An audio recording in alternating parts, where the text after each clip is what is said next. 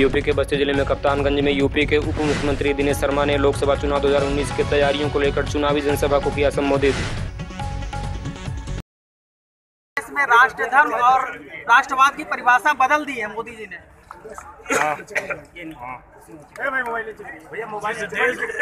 इस देश में आजादी दिलाने वाले राष्ट्रपिता बापू रहे हों, यानी जो दे दी आजादी बिना खटक बिना ढाल, साबरमती के संत तूने कर दिया कमाल, जिसके वो जो आजादी वाले बापू थे ना, उनके द्वारा कांग्रेस बनाई गई।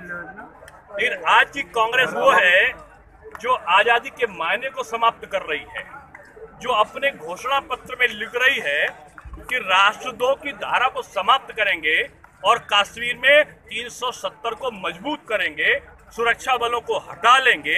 इन लोगों ने राष्ट्र धर्म को कलंकित करने का साजिश रचा है।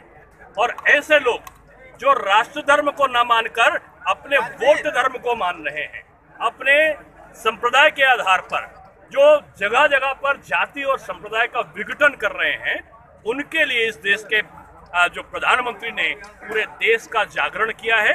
और मुझे इस बात का पूरा विश्वास है कि पूरा देश आज मोदी जी के 150 से ऊपर जो उन्होंने विकास कार्य किए हैं और जो योगी जी ने उत्तर प्रदेश में किया है, ये जो डबल इंजन की सरकार ने काम किया है, उसके विकास कार्यों से ये सब विपक्ष के लोग डर गए हैं। शाकंभरी देवी में जाकर पूजा करके सहारनपुर से योगी जी ने चुनाव का प्रचार किया था उत्तर प्रदेश का। आज वो उनका जवाब देने के लिए जान के हिंदू और मुसलमान की बात को प्रचारित करने का काम विपक्ष कर रहा है। मैं समझता हूं कि आज विपक्ष मुद्दा विहीन हो गया है और मुद्दा विहीन होने के कारण वो जाति और संप्रदाय की राजनीति में अनर्गल आरोप लगा रहा है। पहले मोदी जी को नीच, हत्यारा और चाय वाला कहा था, पिछले चुनाव में पूरे भारत में सूखड़ा साफ हो गया था।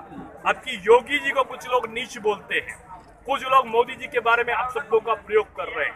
इसका जवाब जनता देगी और उत्तर प्रदेश से ये गठबंधन, ये जो मजबूरी का बंधन है, इसकी गांठ बहुत जल्दी खुल जाएगी। हास्य का विषय बन जाते हैं। दोनों की तुलना होगी क्या? एक देश के लिए मर मिटने की सौगंध खाकर लगा हुआ 24 घंटे देश के लिए समर्पित हो रहा है, और एक हिंदू और मुसलमान को बांटने का काम कर रहा है। अभी मैं आ रहा था, पत्रकार मुझसे बोल रहे थे कि साहब आज 3 लोगों की रैली है, ये सपा, बसपा और ये लोकदल। मैंने कहा कहां से कर रहे हैं? उन्होंने कहा कि वो दारुल उलूम जहां पर है देवबंद से कर रहे हैं। और आपके योगी जी ने शाकंभरी देवी, लेकिन हाथ का पंजा को मत दिखाओ। हाथ का पंजा का तो प्रत्याशी नहीं आ पाया अभी तक। अभी हाथ के पंजे की जरूरत नहीं है। इसने लूटा है, नोचा है, खसोटा है, इस देश में भ्रष्टाचार किया है, बर्बाद किया है। अब हाथ के पंजे की जरूरत नहीं है। अब तो यहाँ पर ये दलित, ये पिछड़ा, ये कुर्मी, ये राजपूत, ये दलित, ये यादव, ये पंडित, ये ठाकुर, मिल जाओ। इस देश को बांटना चाहते हैं लोग, संप्रदाय के आधार पर बांटना चाहते हैं। कभी ये कश्मीर में जाकर, कभी ये केरला में जाकर, ये मुस्लिम लीग जिसने देश को बांटा था, उसका हरा हरा झंडा लगा के तुमको चुनौती देना चाहते हैं कि ये हरा झंडा अब राहुल जी के साथ में आ गया है, उसको दिखाकर तुमको चुनौती देना। अभी बोले चौकीदार शेर है। आपको पता है कि बस्तियों में रात भर लोग जाग के कहते हैं जागते रहो, मोदी ना आ जाए। उसने आंख दिखा दी है, उसकी आंख से इमरान खान डर जाता है। और एक जमानतदार नेता है, वो जब आंख दिखाते हैं संसद में तो हरीश द्विवेदी जी ऐसे उनकी बंद आंखों को देखकर आश्चर्य करते हैं, हंसते हैं, हास्य का विषय बन जाते हैं। दोनों की तुलना होगी क्या? एक देश के लिए मर मिटने की सौगंध खाकर लगा हुआ 24 घंटे देश के लिए समर्पित हो रहा है, और एक हिंदू और मुसलमान को बांटने का काम कर रहा है। अभी मैं आ रहा था, पत्रकार मुझसे बोल रहे थे कि साहब आज 3 लोगों की रैली है, ये सपा, बसपा और ये लोकदल। मैंने कहा कहां से कर रहे हैं? उन्होंने कहा कि वो दारुल उलूम जहां पर है देवबंद से कर रहे हैं।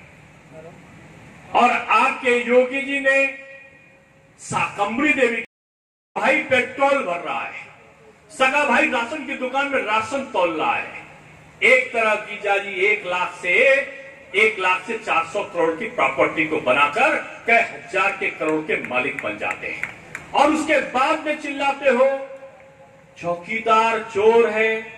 अरे मेरे भाई, पूरा परिवार जमानत पे आपका है, और देश के प्रधानमंत्री का परिवार आज दुनिया के लिए उदाहरण है, लेकिन वो चौकीदार चोर है और आप साह हो। कैसे हो सकते हो? आपने इस धरती के लिए, इस भारतवर्ष के लिए क्या किया? 15 सालों तक प्रधानमंत्री ने एक दिन की भी छुट्टी मुख्यमंत्री के रूप में नहीं ली। 5 साल तक प्रधानमंत्री के रूप में एक दिन की छुट्टी नहीं ली।